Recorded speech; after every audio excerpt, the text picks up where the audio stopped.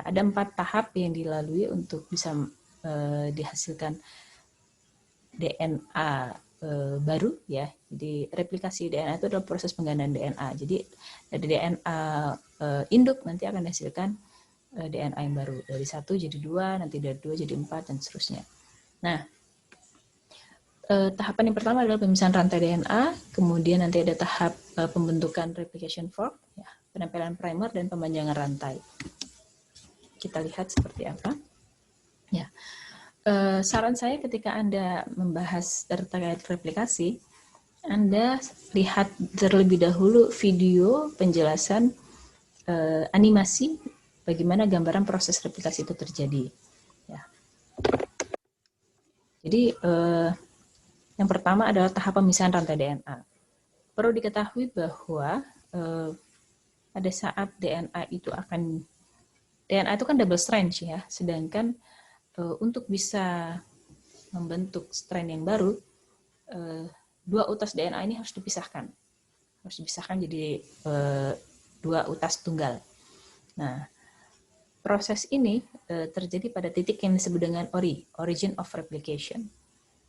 Pada organisme prokariot, replikasi dimulai pada titik ori, ya, 1 titik. Ya. Sedangkan pada organisme eukariot, replikasi dapat terjadi pada banyak titik, ya, multiple replication, dan itu bisa terjadi secara simultan. Terutama lokasinya adalah di daerah yang kaya akan sequence AT. Jadi ini gambarannya, ya. Yang sisi ini, bagian A ini adalah contoh replikasi pada organisme prokariotik. Sedangkan di bagian B ini adalah proses replikasi pada organisme eukariotik yang lebih kompleks, ya. Nah, pada organisme prokariotik, replikasi dimulai pada titik ori, 1 titik, ya, nanti kemudian akan terjadi proses pemisahan DNA, ya, dari 2 utas tunggal DNA ini nanti akan terpisah, ya, kemudian nanti akan dibuat bentukannya replikanya, ya, yang baru, sehingga nanti akan terbentuk 2 utas DNA. Gitu. Kalau pada organisme eukariotik, ya, replikasi bisa di beberapa titik, ya, multiple ori.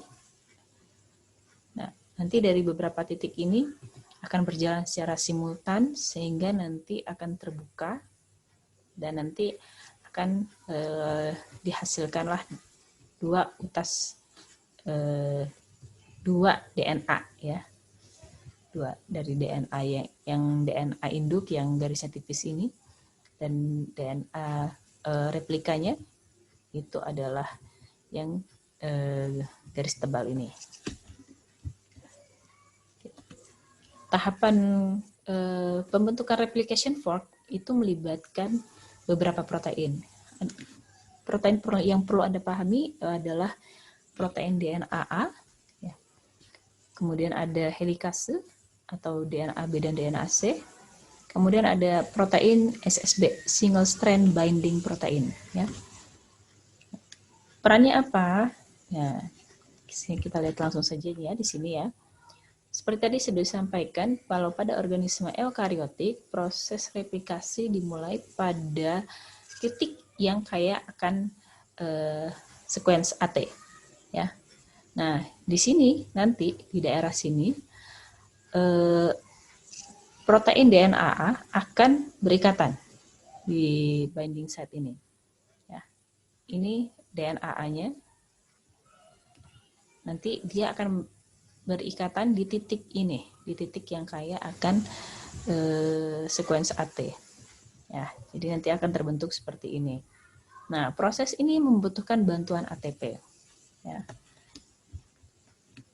Oke, kemudian setelah itu ada enzim helikase. Enzim helikase ini ya, nantinya dia akan menempel pada bagian yang akan dipisahkan, ya. Nanti dia akan memulai pembentukan replication fork, ya. Jadi kalau ibaratnya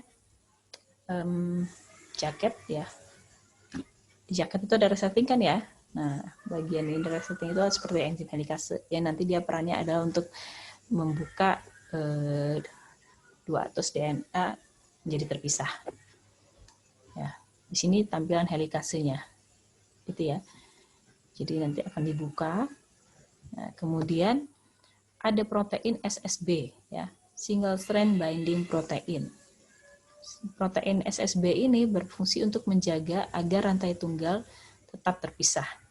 Jadi setelah dipisahkan oleh helikase, rantainya itu agar tetap terpisah, tidak bersatu lagi. Itu dijaga oleh SSB.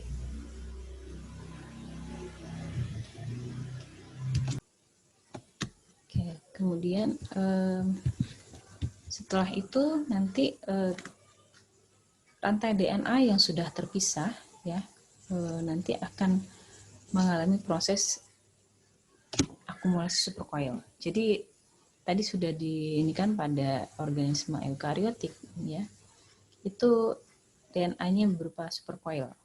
Nah, sebenarnya untuk mencegah, bukan mencegah, agar gampang dibagi menjadi dua mutas yang terpisah oleh enzim helikase, efek supercoil ini akan direnggangkan oleh enzim girase, ya, atau disebut juga dengan topoisomerase.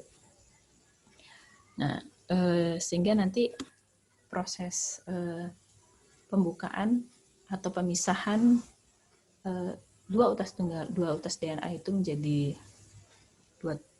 dua utas yang terpisah itu akan lebih gampang.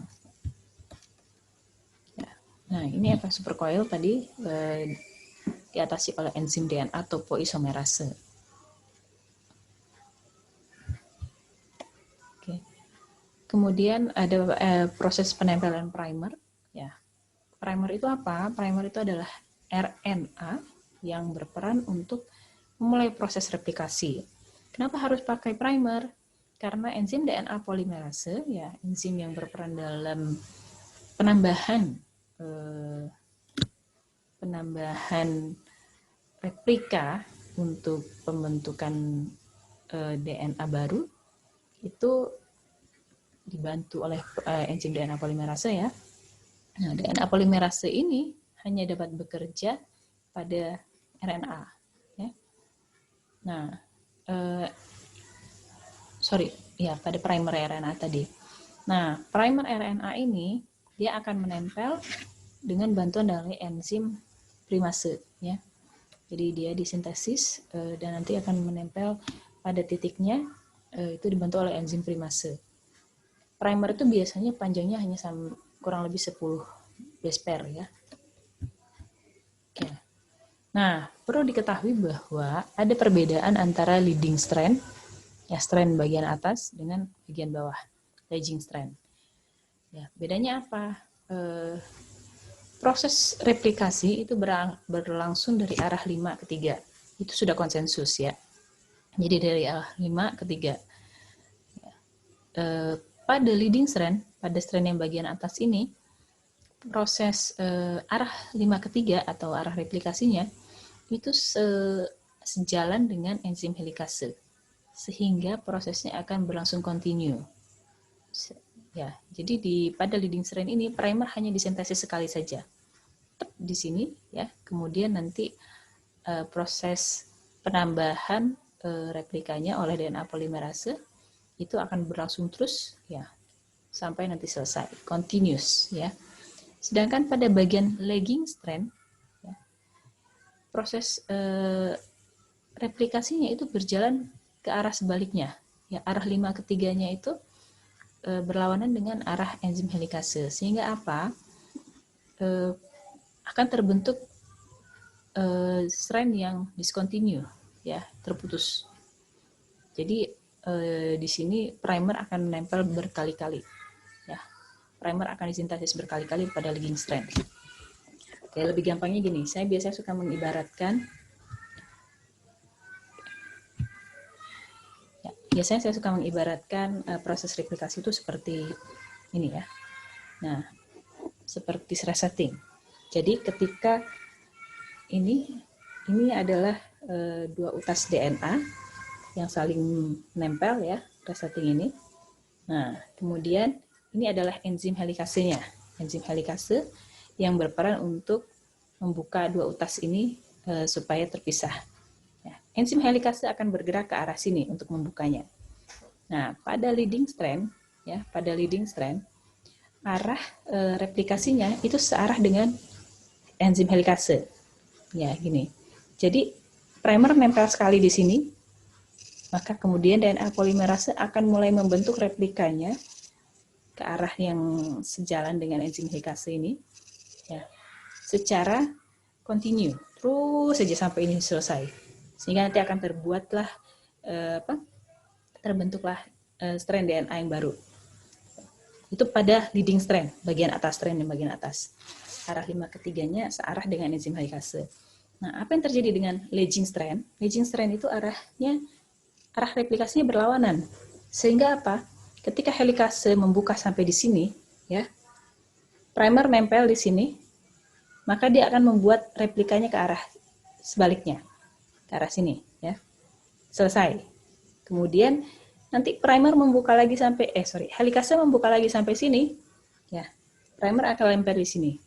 Dan nanti dia akan membuat lagi sampai di sini, ya, tadi yang ujung tadi. Gitu. Begitu seterusnya. Helikase membuka lagi sampai sini, primer nempel lagi yang di bagian bawah, ya, lagi serang aja. Nanti kemudian dia akan membentuk replika baru lagi sampai di sini. Selesai. Gitu. Begitu seterusnya. Jadi pada bagian lagging strand itu bisa terdapat beberapa fragmen strand baru, ya, replika dari DNA yang baru, terputus-putus. Nah, fragmen ini yang disebut dengan fragmen Okazaki. Ya, ini ya fragmen Okazaki. Jadi dia terputus-putus. Mungkin ada yang bertanya, kenapa enggak lagging strand nanti aja bikin pasangannya setelah kebuka semua gitu ya? Setelah utas DNA ini terbuka semua, baru nanti dia bikin dari yang di bawah itu, dari ujung sampai selesai gitu kontinu. Memang seperti itu. Ya, kalau seperti itu nanti replika yang terbentuk juga istilahnya tidak berbarengan gitu. Pernah lihat pembelahan bakteri organisme bersel tunggal? Ya, ketika dia membelah diri menjadi dua, dari satu menjadi dua, itu kan ya langsung terbentuk barengan dua, ya. Gak bisa terbentuk dulu satunya setengah gitu. Terus, ya. Jadi proses replikasi terbentuknya dua strand baru itu terjadinya berbarengan. Karena itu pembentukan replika di bagian lagging strand itu seperti ini, terputus-putus. Primer nempel, kemudian jalan, selesaikan, kemudian nempel lagi, jalan, selesaikan, seperti itu. Ya. Nah, perlu diingat inilah yang disebut dengan fragmen Okazaki, karena yang menemukan hal ini adalah Okazaki, ya. Oke.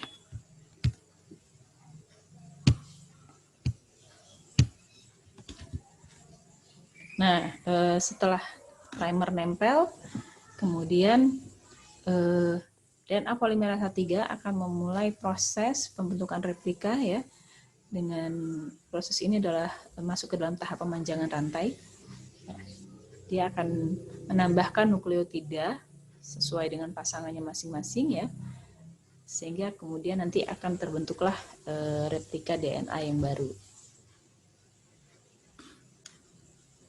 Oke, ya. Perlu diketahui ada DNA polimerase 3 dan ada juga DNA polimerase 1. DNA polimerase 3 itu yang dipakai untuk membentuk nukleotida baru, ya, untuk membentuk replika yang baru, ya, dengan menambahkan nukleotida sesuai dengan pasangannya. Nah, sedangkan DNA polimerase 1 ini fungsinya adalah untuk menghidrolisis primer. Ya, kenapa perlu dihidrolisis? Karena primer itu kan RNA. Sedangkan ini kita bahas, ini adalah proses pembentukan replika dari DNA. Ya, di fase UTS Anda sudah belajar apa bedanya antara RNA dengan DNA. Jadi ketika RNA dibiarkan saja, ada basanya yang tidak sesuai, ya. Nah, ini harus digantikan. Yang mengganti ini adalah peran dari enzim DNA polimerase 1 ini. Nah, pada fragmen yang di bagian leading strand, dia kan fragmen terputus-putus ya. Nah, ini perlu disambung. Yang menyambungkan ini adalah enzim ligase, DNA ligase. Ya. Oke, itu